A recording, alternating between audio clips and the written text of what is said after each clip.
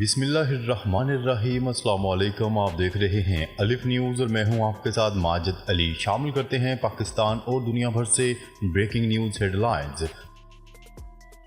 صہیونی فوج کی غزہ پر بمباری کا سلسلہ جاری۔ غزہ میں واقعات فلسطینی حکومت کے پریس آفس کی جانب سے جاری ہونے والے بیان میں کہا گیا ہے کہ غاصب صہیونی فوج نے غزہ شہر میں شیخ رضوان پر شیلنگ کی، جس میں خواتین اور بچوں سمیت 4 فلسطینی شہید ہو گئے۔ اسرائیلی لڑاکا طیاروں نے غزہ کے البریج کیمپ پر ایک بار پھر بمباری کی، جہاں جانی نقصان کا خدشہ ہے۔ ان حملوں سے پہلے گزشتہ 48 گھنٹوں کے دوران مشرقی خان یونس پر اسرائیلی فوج کے حملے میں 129 فلسطینی شہید اور 100 سے زائد زخمی ہوئے ہیں۔ اس رپورٹ کے مطابق صہیونی فوج کے لڑاکا طیاروں اور ٹینکوں نے اس مدت میں 208 مرتبہ خان یونس کو اپنے حملوں کا نشانہ بنایا۔ رپورٹس میں بتایا گیا ہے کہ گزشتہ 24 گھنٹوں کے دوران صہیونی فوجیوں نے خان یونس کے 237 رہائشی مکانات اور عمارتوں پر لڑاکا طیاروں سے بمباری کی اور ٹینکوں کے گولے برسائے۔ واضح رہے کہ عالمی اداروں کی ناکامی کے باعث غزہ کی جنگ اب 293 روز میں داخل ہو چکی ہے، جس کے نتیجے میں اب تک 39,000 سے زائد فلسطینی شہید ہو چکے ہیں۔ خبر کے اگلے حصے میں بات کرتے ہیں۔ امریکی کانگریس میں نیتن یاہو کی تقریر جھوٹ کا پلندہ تھی۔ فلسطینی اتھارٹی، حماس اور جہاد اسلامی کا بھی رد عمل سامنے آ گیا۔ اقوام متحدہ میں فلسطین کے نمائندے نے جمعرات کے دن امریکی کانگریس میں صہیونی وزیر اعظم نیتن یاہو کی تقریر پر رد عمل ظاہر کرتے ہوئے کہا ہے کہ یہ تقریر جھوٹ کا پلندہ تھی۔ اقوام متحدہ میں فلسطین کے نمائندے ریاض منصور نے مزید کہا کہ عالمی عدالتوں میں مقدمات کے بعد نیتن یاہو کی تنہائی میں شدت آ رہی ہے۔ اس سے قبل حماس کے رہنما اسامہ حمدان نے بھی اس سلسلے میں کہا تھا کہ نیتن یاہو نے اپنی تقریر میں قیدیوں کی آزادی سے متعلق بہت جھوٹ بولے ہیں اور اس نے صہیونی حکومت کو معمول کی ایک حکومت قرار دینے کی کوشش کی، جو کہ ایک سفید جھوٹ ہے۔ جہاد اسلامی فلسطین نے بھی جمعرات کے دن ایک بیان میں کہا ہے کہ امریکی کانگریس میں نیتن یاہو کی تقریر جھوٹ کا پلندہ تھی اور اس سے اس بات کی نشاندہی ہوتی ہے کہ وہ جنگ کو ختم نہیں کرنا چاہتے۔ خبر کے اگلے حصے میں بات کرتے ہیں۔ اسرائیلی وزیر اعظم کی امریکہ آمد، یہودی سراپا احتجاج۔ اسرائیلی وزیر اعظم نیتن یاہو کی امریکہ آمد پر یہودیوں کی بڑی تعداد نے احتجاج کیا، جبکہ پولیس نے 200 سے زائد مظاہرین کو گرفتار کر لیا۔ غیر ملکی خبرساز ایجنسی کی رپورٹ کے مطابق اسرائیلی وزیر اعظم نیتن یاہو امریکہ کے دورے پر پہنچے۔ امریکہ آمد پر مختلف تنظیموں اور فلسطین کے حامی یہودیوں کی بڑی تعداد نے مظاہرہ کیا۔ مظاہرین کیپٹل ہل کی عمارت میں گھس گئے اور اسرائیلی وزیر اعظم کے خلاف نعرے لگائے۔ مظاہرین نے اسرائیل کو اسلحے کی فراہمی روکنے اور غزہ میں جنگ بندی کا مطالبہ بھی کیا۔ پولیس نے اسرائیلی وزیر اعظم نیتن یاہو کی آمد کے موقع پر احتجاج کرنے والے مظاہرین کو گرفتار کر لیا۔ واضح ہے کہ اسرائیلی وزیر اعظم نیتن یاہو کے قانون سازوں سے خطاب سے ایک روز قبل کانگریس کی عمارت میں یہودی تنظیم نے احتجاج کیا تھا۔ امریکی پولیس نے کہا کہ احتجاج سے قبل ہی مظاہرین کو خبردار کر دیا گیا تھا کہ عمارت میں مظاہرہ کرنا غیر قانونی ہوگا اور اس پر ان کے خلاف سخت کارروائی کی جائے گی۔ عالمی خبرساز ادارے کی رپورٹ کے مطابق امریکی صدر جو بائیڈن اسرائیلی وزیر اعظم سے آج ملاقات بھی کریں گے، جبکہ صدر ڈونلڈ ٹرمپ اور اسرائیلی وزیر اعظم کی ملاقات جمعے کو ہوگی۔ خبر کے اگلے حصے میں بات کرتے ہیں۔ ڈونلڈ ٹرمپ کھلے مقامات پر انتخابی ریلیاں بند کر دیں، سیکریٹ سروس۔ امریکہ کی سیکریٹ سروس نے ریپبلکن پارٹی کے صدارتی امیدوار ڈونلڈ ٹرمپ کی کمپین سے کہا ہے کہ وہ کھلے مقامات پر انتخابی ریلیاں بند کر دیں۔ امریکی میڈیا کے مطابق سیکریٹ سروس کی ہدایت کے بعد ڈونلڈ ٹرمپ کمپین نے انڈور مقامات کی تلاش شروع کر دی ہے۔ دوسری جانب ڈونلڈ ٹرمپ کا کہنا تھا کہ ڈیموکریٹس حریف کیملا ہیرس کو صدارتی انتخابات میں ہرانا آسان ہوگا۔ ان کا مزید کہنا تھا کہ کیملا ہیرس جو بائیڈن کے مقابلے میں آسان حریف ہیں۔ امریکی میڈیا نے ایک سروے کے حوالے سے بتایا کہ صدارتی امیدوار کیملا ہیرس اور ڈونلڈ ٹرمپ میں انتہائی کانٹے کا مقابلہ متوقع ہے۔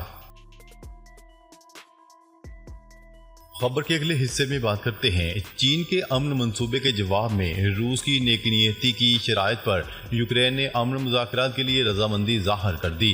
چین کے شہر گوانگزو میں چینی وزارت خارجہ وانگ ای سے ملاقات میں یوکرینی وزیر خارجہ کا کہنا تھا کہ یوکرین مذاکرات کے لیے تیار ہے، لیکن اس کے لیے شرائط ہے کہ اگر روس بھی نیک نیتی پر مبنی مذاکرات کے لیے رضامند ہو جائے، لیکن روس کی جانب سے نیک نیتی فی الوقت کہیں نظر نہیں آتی۔ یوکرینی وزیر خارجہ یوکرین میں روسی حملے کے بعد پہلی مرتبہ وفد کے ہمراہ چین کا دورہ کرنے والے اعلیٰ ترین سفارتکار ہیں۔ چینی وزارت خارجہ کے ترجمان کا کہنا تھا کہ دونوں رہنماؤں کے درمیان ملاقات میں چین کی جانب سے یوکرین میں انسانی صورتحال پر تشویش کا اظہار کرتے ہوئے انسانی بنیاد پر مدد کی پیشکش کی گئی۔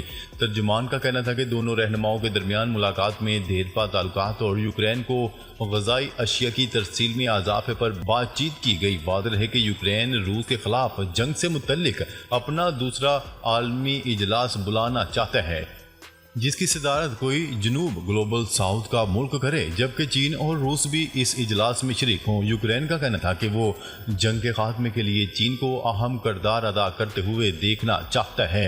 یہ بھی یاد رہے کہ چین اور برازیل کی جانب سے مئی میں 6 نکاتی امن منصوبے کا اجرا کرتے ہوئے بین الاقوامی امن کانفرنس بلانے کا اعلان کیا گیا تھا، جس میں یوکرین اور روس بھی شریک ہوں۔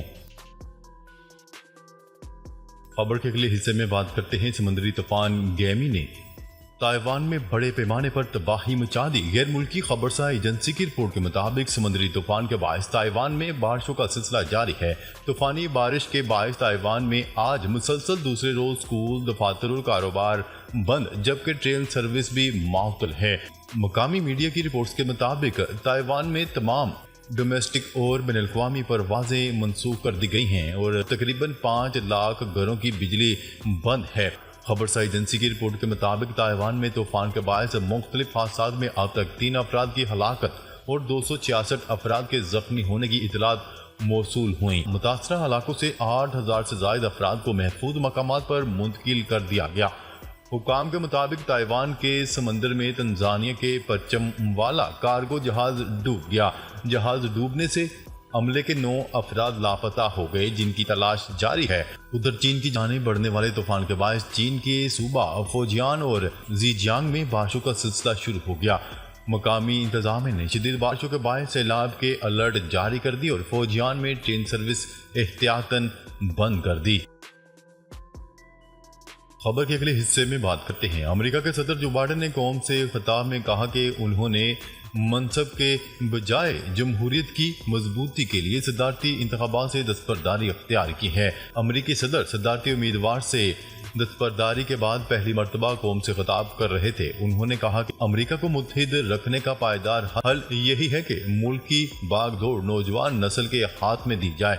جو بائیڈن نے اپنی تجویز کردہ ممکنہ نئی صدارتی امیدوار کیملا ہیرس کے حوالے سے کہا کہ اس میں متحد رکھنے کی صلاحیت موجود ہے۔ اپنے خطاب میں امریکی صدر کا کہنا تھا کہ آنے والے چند ماہ نہایت ہی اہم ہے۔ مستقبل قریب میں امریکی عوام اپنے ملک اور دنیا کی قسمت کا فیصلہ کریں گے۔ جو بائیڈن نے مزید کہا کہ وہ اب اپنی تمام تر توجہ بقیہ صدارتی مدت پر مرکوز کیے ہوئے ہیں۔ خبر کے اگلے حصے میں بات کرتے ہیں۔ 15,000 ٹن تیل لے جانے والا ٹینکر فلپائنی سمندری حدود میں ڈوب گیا۔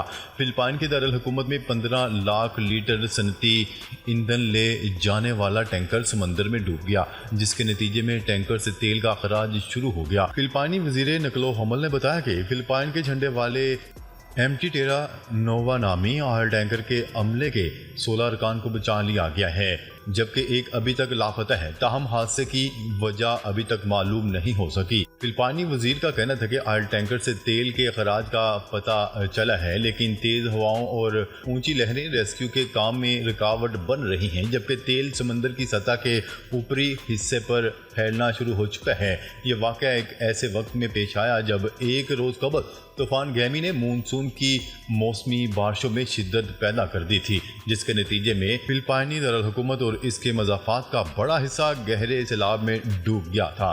ناظرین، اب تک کے لیے اتنا ہی۔ مزید خبریں لے کر بہت جلد آپ کی خدمت میں حاضر ہوں گے۔ تب تک کے لیے اپنا خیال رکھیے گا۔ اللہ نگہبان۔